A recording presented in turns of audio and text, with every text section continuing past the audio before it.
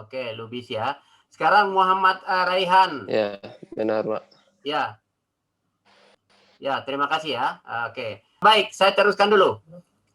Jadi mengapa kita harus mempelajari penelitian? Yang pertama itu kita bisa mengatakan bahwa metode penelitian memberikan pengetahuan dan keterampilan yang diperlukan untuk mengatasi masalah dan menghadapi tantangan lingkungan dalam pengambilan keputusan yang segera harus dilakukan oleh si pembuat keputusan.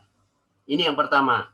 Jadi nanti jika saudara misalnya lulus, kemudian masuk di perusahaan saudara ditempatkan di posisi manapun, manfaat sesudah mempelajari ini, maka saudara gampang untuk mengambil satu keputusan. Karena secara tidak langsung, tahu tahap-tahap apa yang diperlukan. Misalnya mengumpulkan informasi, kemudian informasi diseleksi, mana yang dibutuhkan, mana yang tidak, dan seterusnya gitu ya.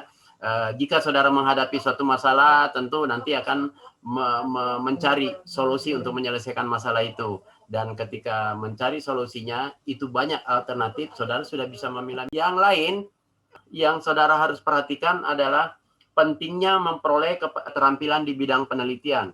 Kita tahu manajer sering membutuhkan lebih banyak informasi sebelum mengambil keputusan, sebagaimana tadi saya sampaikan sebelumnya.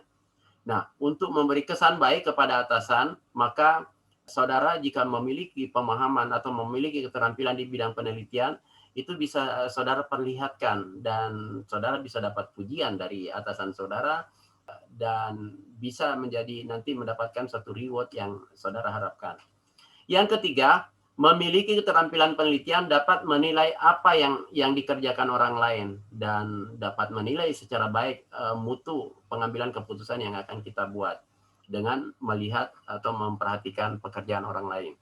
Jadi tanpa pemahaman atau tanpa keterampilan di bidang penelitian, kita akan susah menghadapi atau menilai baik atau tidak pekerjaan orang lain yang ingin kita nilai. Yang keempat, tentu harapannya adalah kita bisa mendapatkan posisi sebagai seorang ahli dalam penelitian.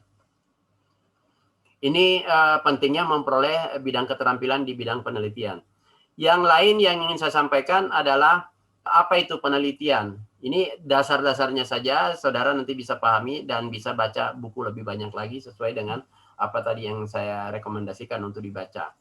Jadi kalau kita lihat penelitian itu asal katanya dari research, itu kalau kita bagi dua kata yang digabungkan, re dengan to search. Apa? Re itu kembali, kemudian to search itu mencari, jadi mencari kembali. Ini kita artikan secara umum saja bahwa ketika kita misalnya jalan-jalan dari rumah ke pasar, tiba-tiba kita mau belanja, oh ternyata uang saya tidak ada, ternyata mungkin jatuh, jadi kita kembali mencari. Itu juga riset.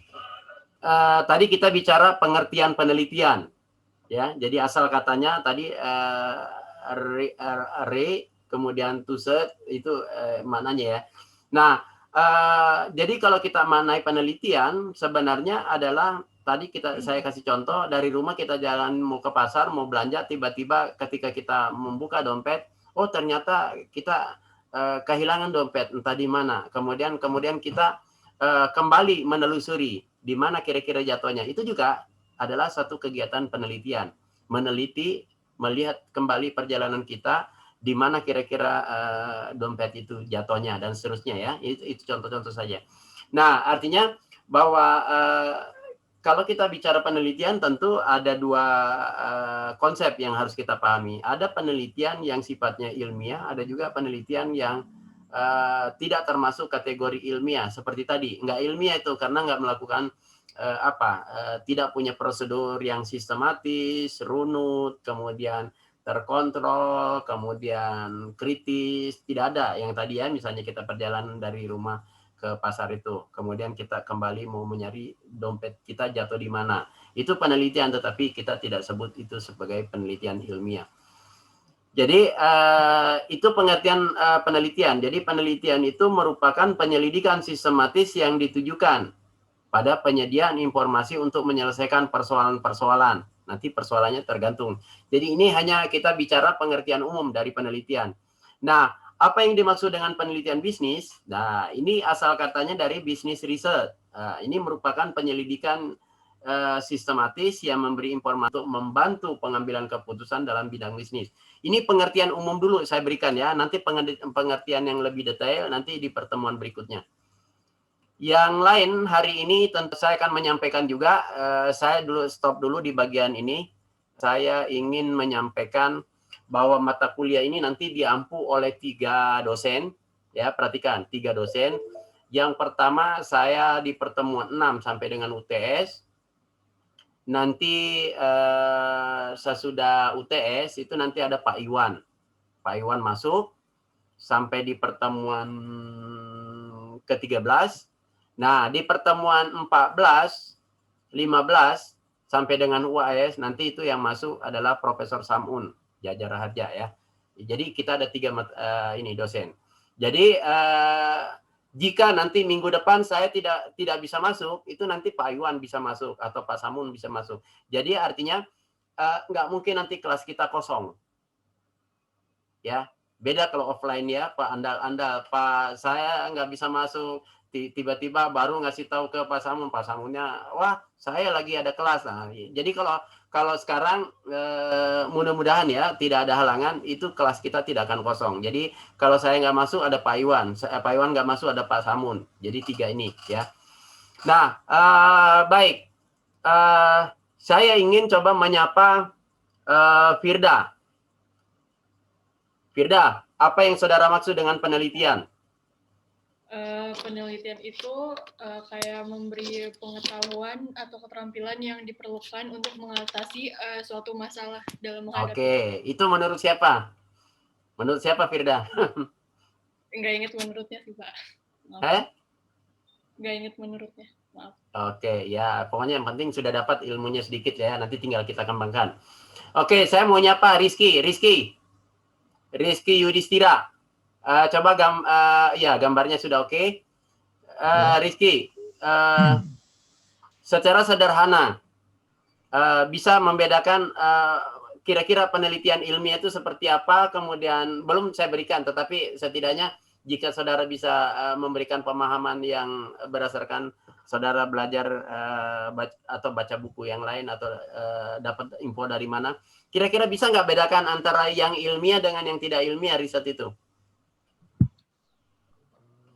Menurut saya baca Pak, kalau ya, ilmiah itu kayak rangkaian pengamatan yang sambung menyambung Pak. Terus ya, apa ya? Kemudian ya ada kata kuncinya di situ, sistematis maksudnya ya. Iya Pak. Terus saya pernah lihat juga lagi di internet sih Pak, baru tadi. Ya nggak apa-apa. Ini kita share belum materi penuh ya, silakan aja. Ya, apa pengetahuan yang saudara miliki coba. Melahirkan teori-teori yang mampu menjelaskan dan meramalkan fenomena ya, Pak. Itu yang ilmiah, oke. Nah, sekarang satu saja, yang tidak ilmiah seperti apa?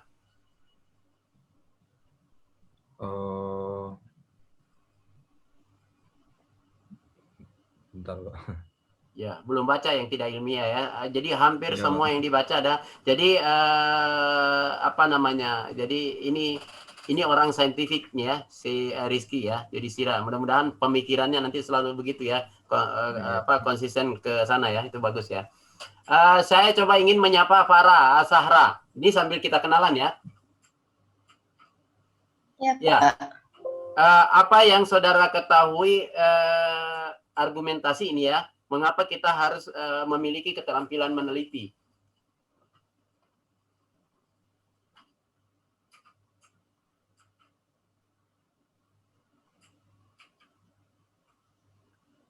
Ya, Farah. Oh, maaf, putus-putus. Iya, buka Google dulu ya, nggak apa-apa ya. Baik, kalau tidak ada, karena kita pengantar sifatnya, saya ingin memberikan pemahaman lanjutan tadi ya, apa yang harus kita miliki. Jadi kesiapan kita untuk menjadi seorang peneliti tentu sebelum kita dapat materi-materinya untuk pertemuan-pertemuan berikutnya, karena ini pengantar, jadi saya akan bicara secara umum saja dulu. Jadi saya coba share screen kembali ya. Saya coba Oke, saya coba share screen kembali ya. Mudah-mudahan ini kebaca. Bentar. Nah, saya ingin tunjukkan, mudah-mudahan ini kelihatan ya. Kelihatan nggak? Ya, tadi kan saya bilang bahwa kita keberhasilan seorang peneliti itu ini kata kuncinya ada di passion. Jadi kita harus punya selain integrity, balance, strategi, leadership, kemudian relationship, ada kolaborasi terakhir nanti. Jadi saudara harus punya ini nih, passion ini. Jadi yang harus kita pahami apa itu yang kita maksud dengan passion, tentu saudara bisa lihat di sini. Jadi kata-kata passion itu sebenarnya passion dari seorang peneliti itu sudah dikaji oleh David itu tahun 1711 sampai dengan 1776. Jadi di masa hidupnya David ini bicara tentang passion seorang peneliti. Jadi begitu juga dari James dan siapa ya, Frederick ya, ketiga orang ini berpandangan bahwa tanpa passion orang ya, jadi tanpa passion orang tidak akan bisa menemukan tujuan atau makna dalam hidupnya.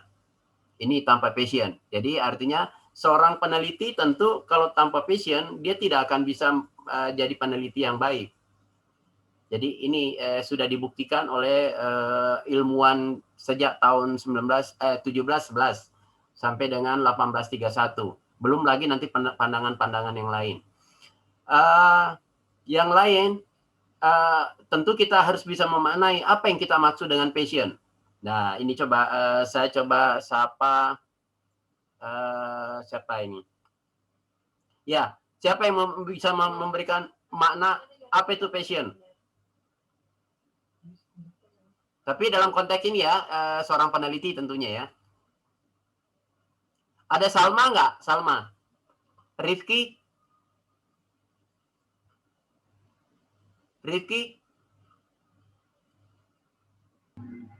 Iya, Pak. Ya. Apa yang saudara maksud dengan passion?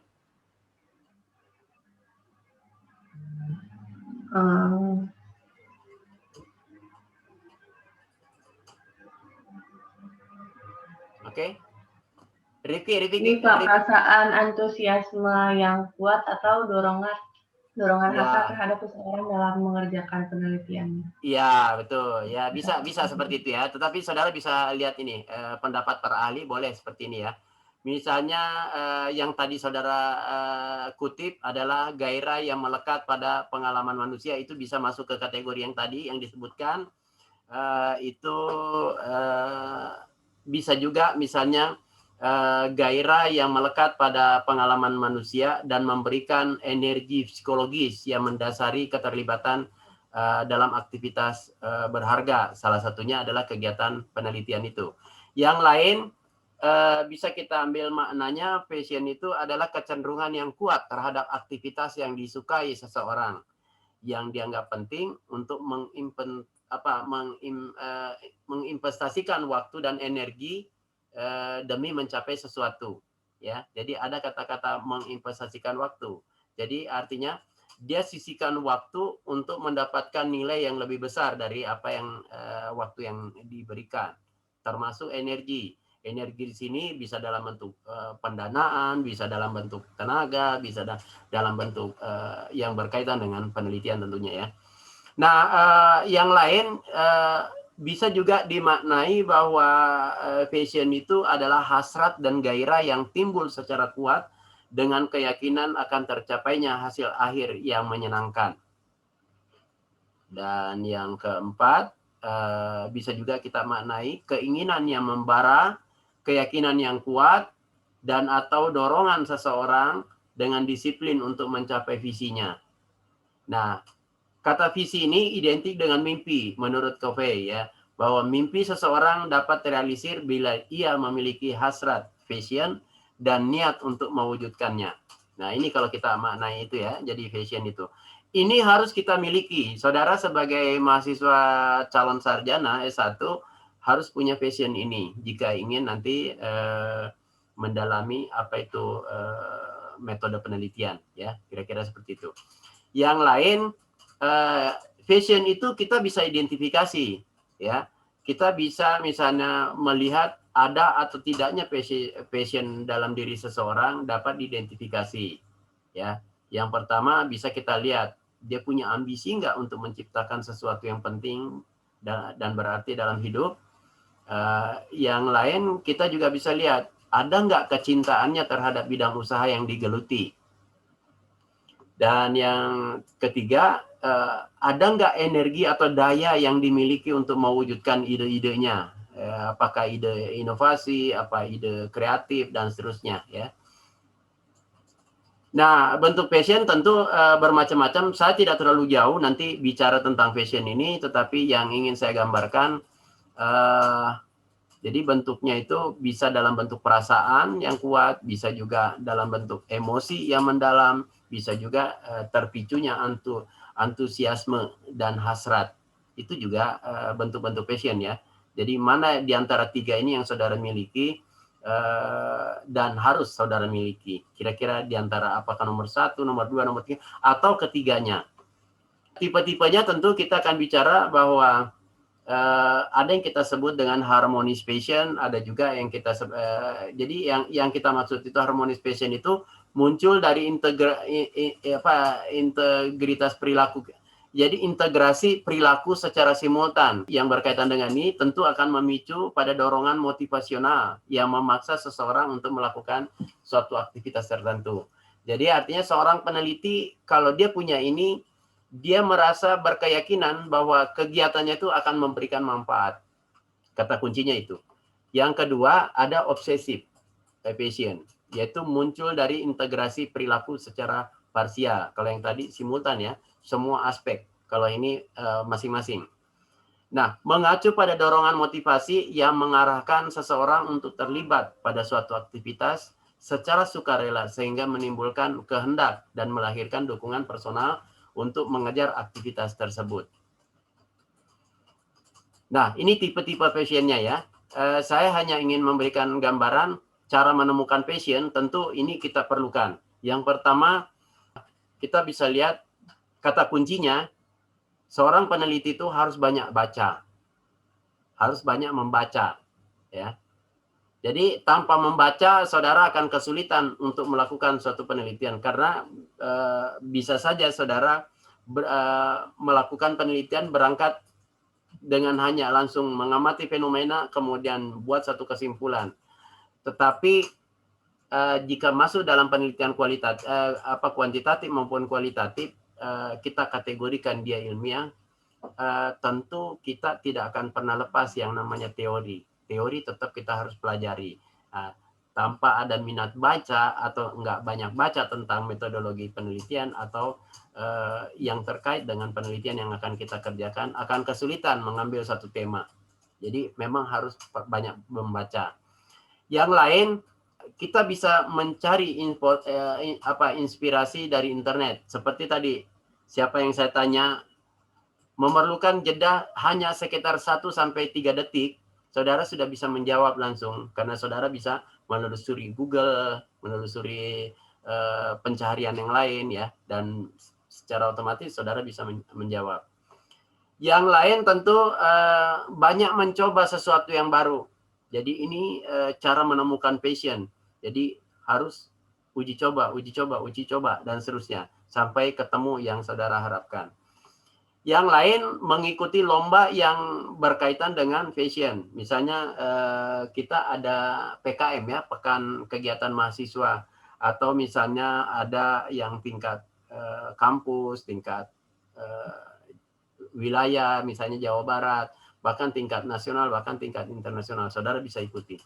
Yang kelima, saudara juga bisa berdiskusi, ya. Jadi berdiskusi yang tentu memiliki passion, kira-kira ada kesamaan dengan orang yang ingin saudara ajak berdiskusi. Saya pikir itu yang harus saudara pahami. Pandangan yang lain mengatakan bahwa menemukan passion itu adalah bagaimana memahami diri sendiri. Jadi tanpa memahami diri sendiri, tentu kita tidak akan bisa memahami orang lain. Yang berikutnya, kita juga bisa membuka pikiran baru. Ya, yang berikutnya adalah bagaimana kita memanfaatkan waktu luang.